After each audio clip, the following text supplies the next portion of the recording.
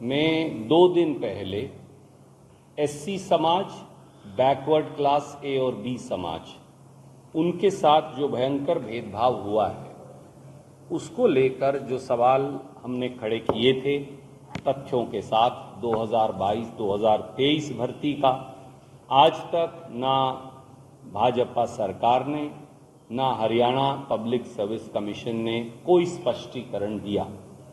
आज मैं आपके समक्ष 2 और पहलू जो सनसनीखेज भी हैं और चौंकाने वाले भी हैं और पूरा जो घालमेल का खेल है एचसीएस भर्ती में उसको उजागर करते हैं, वो लेकर श्वेता जी मैं हम सब आपके बीच में उपस्थित हैं। 3 बातें हैं। नंबर 1, एचसीएस भर्ती में लाइनवार अभ्यर्थियों की भर्ती हुई है, जिसने अपने आप में सवालिया निशान खड़े कर दिए। पहले नीट में ये हुआ, अब हरियाणा में एचसीएस भर्ती में ये हो गया। लाइनवार भर्ती हुई, मैं अभी साबित करूंगा। दूसरा, एससी बीसी युवाओं को एचसीएस भर्ती में जानबूझकर वंचित किया गया, इसका कोई जवाब सरकार नहीं दे रही। और तीसरा, हरियाणा से बाहर के लोगों की जनरल कैटेगरी भर्ती में भर्ती छिपाने के लिए षड्यंत्रकारी तरीके से भाजपा सरकार ने जो सेलेक्टेड एचसीएस अधिकारी हैं उनकी संख्या नहीं बताई। 4 दिन बाद भी आपको बड़ा अचंभा होगा, किसी को मालूम नहीं कितने एचसीएस अधिकारी सेलेक्ट हुए, उनकी सूची नहीं दी और उनका पता नहीं बताया। अब तथ्य देख लीजिए, हरियाणा सरकार ने 2023 एचसीएस भर्ती में 121 पदों पर नियुक्ति का विज्ञापन दिया, ये हम सब जानते हैं। 87,000 अभ्यर्थियों ने आवेदन दिया एचसीएस अधिकारी लगने के लिए। 1,706 अभ्यर्थियों ने मेन एग्जाम दिया और 275 अभ्यर्थियों को इंटरव्यू के लिए बुलाया गया। ये जानकारी सार्वजनिक है। 14 जून 2024 को 275 इंटरव्यू में बैठे अभ्यर्थियों के अंक जारी कर दिए। कोई सेलेक्टेड कैंडिडेट्स की सूची नहीं आई।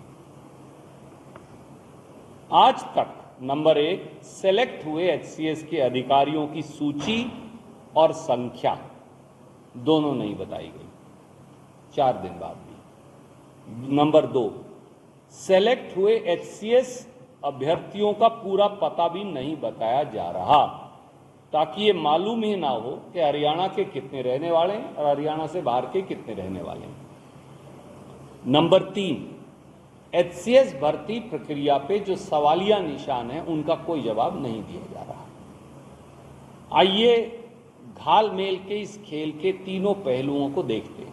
नंबर 1, जैसा मैंने कहा, एचसीएस मेन एग्जाम में कई बच्चे एक सीरीज से बैठे, आगे पीछे, वो सारे पास हो गए, वो सारों के इकट्ठे इंटरव्यू हुए और वो सारे एचसीएस में सेलेक्ट हो गए।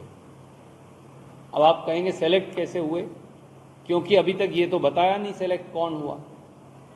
हमने ये मान लिया, वो लिस्ट के नंबर पढ़े और सबसे ज्यादा नंबर वाले जो बच्चे थे वो 345 का कट ऑफ आता है, क्योंकि 275 के नंबर पता हैं और तो पता नहीं, तो उनमें जो सबसे ज्यादा नंबर है हमने देखे तो लगभग 345 जिसके नंबर होंगे वो एचसीएस में सेलेक्ट हो गया होगा। हमने मान लिया ये वही हुआ है।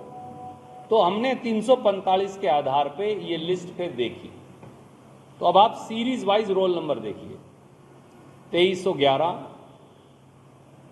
2313, 2314, 2317, 2318, 2322, 2325, 2329, 2330, 2332, 2333, 2335, 2338, 2342, 24 बच्चे एक कमरे में इकट्ठे बैठते हैं। ये कैसे हो सकता है? 87,000 बच्चे अप्लाई करते हैं, सारे एक लाइन में ही सेलेक्ट हो रहे हैं। नीट में इसके अलावा 2301, 2302, 2304 इकट्ठे सेलेक्ट हैं, इकट्ठे एग्जाम में पास हैं, इकट्ठे ही सेलेक्ट हैं। मैं सब रोल नंबर आपको रिलीज कर रहा हूं। अब नीट एग्जाम में धांधली हुई यही, 8 टॉपर एक दूसरे के आगे पीछे बैठे मिले। सब कहते हैं आपके समय 8 टॉपर एक लाइन में कैसे हो सकते हैं? यहां तो गणे हैं, बहुत सारे हैं यहां तो। ये सब इकट्ठे बैठे हुए हैं, एक ही कमरे में बैठे हैं, इकट्ठे एग्जाम पास कर रहे हैं, इकट्ठे इंटरव्यू बुलाए जा रहे हैं, इकट्ठे सेलेक्ट हो रहे हैं। क्या ये अपने आप में सवालिया निशान है या नहीं, मैं आपके विवेक पर, आपके दर्शकों और पाठकों के विवेक पर छोड़ता हूं। सरकार को एक क्लैरिफाई तो करना पड़ेगा ना, क्या कारण है कि एक ही रोल नंबर सीरीज में सारे पास हुए जा रहे हैं और भर्ती हुए जा रहे हैं, तो बाकी 87,000 उनका क्या हुआ? ये तो है नहीं कि सारे मेरिटोरियस बच्चों ने इकट्ठे रोल नंबर ले लिए थे, बाकी सब नहीं। नंबर 2, 15 जून को 2 दिन पहले एससी और बीसी के अभ्यर्थियों को लेकर मैंने कई गंभीर सवाल खड़े किए। उनमें आज मैं फिर दोहराता हूं, आज तक सरकार नहीं बता रही। एससी आरक्षित 31 पदों में से एचसीएस के 9 पद खाली क्यों छोड़ दिए? क्या पूरे हरियाणा के 90 लाख एससी समाज के लोगों में 31 लोग भी इस सरकार को नहीं मिल रहे जो एचसीएस अधिकारी लग सके? कोई रविदासिये का बेटा बेटी, कोई वाल्मीकि का, कोई ओड का, कोई धाणक का, कोई सेंसी का, कोई नहीं मिल रहा। और ये पहली बार नहीं हुआ। 2022 एचसीएस भर्ती में भी एससी आरक्षित 20 पदों में से 14 खाली छोड़ दिए थे, अब की बार 9 खाली छोड़ दिए। तो कहां जाएं एससी समाज के लोग, क्या करें वो? नंबर 2, थोड़ा आगे पीछे उसने किया है, मैं कर दूंगा। एससी बीसीए और बीसीबी के जो बच्चे हैं, बीसीए के 19 आरक्षित पद थे, 3 गुना 57 बच्चे बुलाए जाने चाहिए थे, पर भाजपा सरकार ने 19 पद हैं, 19 बच्चे बुलाए, 19 को सेलेक्ट कर लिया। 20वें बच्चे को मौका ही नहीं मिला इंटरव्यू तक में बैठने का। तो बैकवर्ड क्लास ए के अंदर इतनी सारी जातियां हैं, वहां 57 बच्चे आते तो आपके पास एक टैलेंट पूल आता। सुप्रीम कोर्ट भी ये कहती है जितने पद हों उसके 3 गुना बुलाने पड़ेंगे। तो 19 दिया 57, अब 57 क्यों नहीं बुला रहे, आप 19 ही क्यों बुला रहे हो? जितने पद हैं setting.com हो गया, फैसला कर लिया इसे ही सेलेक्ट करना है, उसी को बुलाया, उसी सेलेक्ट कर लिया। फिर इंटरव्यू भी क्यों ले रहे हो यार, उन्हीं कर लेते सेलेक्ट। और 2022 एचसीएस भर्ती में भी इसी प्रकार बीसीए के 10 पद थे, 7 खाली छोड़ दिए आपने। तो या तो आप 3 गुना बच्चों को बुलाते नहीं हैं, या उनकी पोस्ट खाली छोड़ देते हैं बीसीए की। क्यों? बीसीबी में 7 आरक्षित पद थे, 8 बच्चों को इंटरव्यू में बुलाया, 7 सेलेक्ट कर लिए। बुलाए जाने चाहिए 3 गुना यानी 21, क्यों नहीं बुला रहे? क्या पूरे बीसीबी में 21 बच्चे भी नहीं मिल रहे आपको इंटरव्यू बुलाने के लिए? इतनी जाति क्यों बीसीबी के बच्चों के साथ? और कौन है बीसीबी? यादव है, गुर्जर है, सैनी है, यही लोग हैं। क्यों नहीं इन्हें बुला रहे आप, इन बच्चों को? 2022 एचसीएस भर्ती में भी जो पिछले साल हुई थी, 5 पोस्ट थी, 4 खाली छोड़ दी थी। आपको पूरे हरियाणा में कोई बीसीबी का बच्चा एचसीएस लगने लायक नहीं मिलता। एससी का बच्चा आपको एचसीएस लगने लायक नहीं मिल रहा, बीसीए का आपको नहीं मिल रहा, बीसीबी का आपको नहीं मिल रहा, आप वोट उनकी बटोर रहे हैं। ये क्या जाती है? तीसरा पहलू, भाजपा सरकार ना तो सिलेक्टेड एचसीएस कैंडिडेट्स की संख्या बता रही, पोस्ट 121 है, कितने सेलेक्ट हुए बताते ही नहीं भाई। 100 हुए, 111 हुए, 115 हुए, कुछ नहीं बता रहे कितने हुए। क्यों? ये क्या टॉप सीक्रेट है, नेशनल सीक्रेट है? उन तो नौकरी पे जाना है।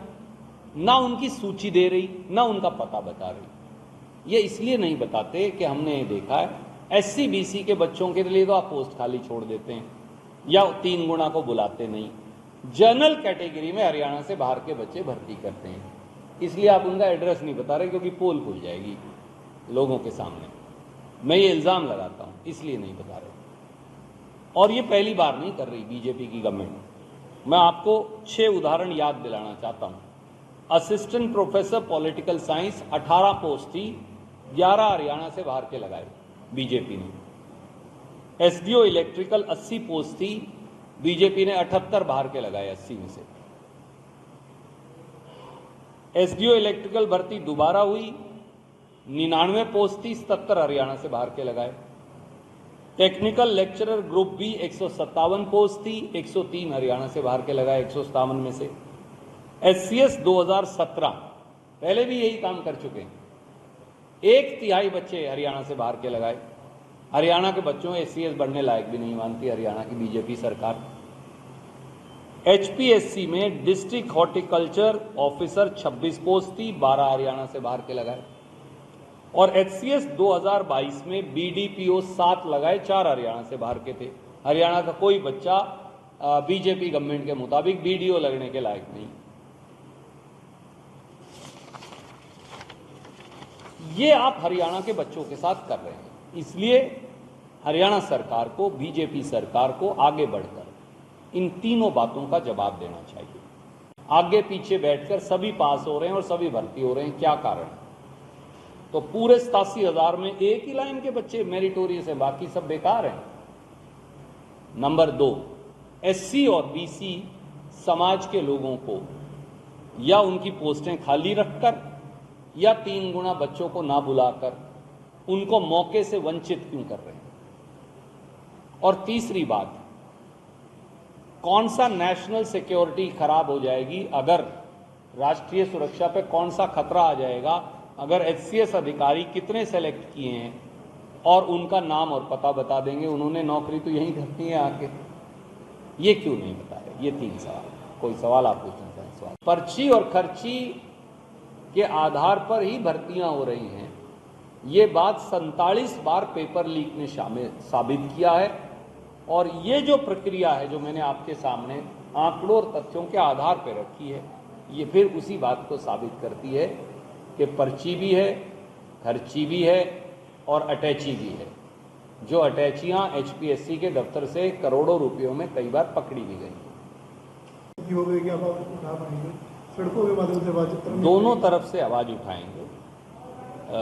राहुल गांधी जी ये बात कह चुके हैं नीट एग्जाम को लेकर कि जैसे ही संसद का सत्र शुरू होगा, खुद राहुल जी, आदरणीय खड़गे जी और कांग्रेस पार्टी के सब साथी, विपक्ष इंडिया अलायंस के सब साथी, हम मिलकर जो नीट में भारी धांधलियां हुई हैं उसकी आवाज़ भी उठाएंगे और जो HCS के अंदर धांधलियां हो रही हैं उसकी आवाज़ भी। हरियाणा के विधानसभा का सत्र ही नहीं बुलाया जा रहा क्योंकि सरकार डरती है, पर जब भी सत्र होगा तब, और उससे पहले हम सार्वजनिक मंचों से ये बात उठाते रहेंगे।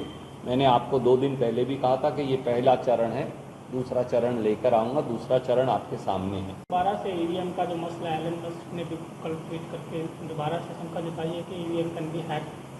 देखिए, अब राहुल जी ने तो वही कहा है जो बीजेपी खुद कह रही है महाराष्ट्र में हमारे बारे में, कि किसी एक व्यक्ति के पास कोई ऐसा फ़ोन है जहाँ से EVM हैक होगी। मेरा ये मानना है इसकी जांच होनी चाहिए। जब राहुल जी ये बात कह रहे हैं तो गंभीर विषय। और एलन मस्क तो जो हैं वो एक बहुत बड़े टेक्नोलॉजिस्ट भी हैं, बिजनेसमैन तो हैं ही दुनिया के, और टेक्नोलॉजी में उनका कोई सानी नहीं। पहली इलेक्ट्रिक कार, पहली प्राइवेट स्पेस ट्रेवल, दो चीज़ें जिस व्यक्ति ने ईजाद की और टेक्नोलॉजी से जिसका गहरा रिश्ता है, अब अगर वो भी EVM पर सवाल खड़ा कर रहा है तो मुझे लगता है कि चुनाव आयोग को बजाय लीपापोती कर सब मामलों से पल्ला झाड़ने के गंभीरता से ये इल्ज़ामात लेकर इनकी जांच करनी चाहिए। अगर नायडू की पार्टी स्पीकर का चुनाव में आपको उतरते हो तो गठबंधन समर्थन करेगा? अब मेरा ये अधिकार क्षेत्र नहीं है, वो गठबंधन के लीडर साहिबान फैसला करें।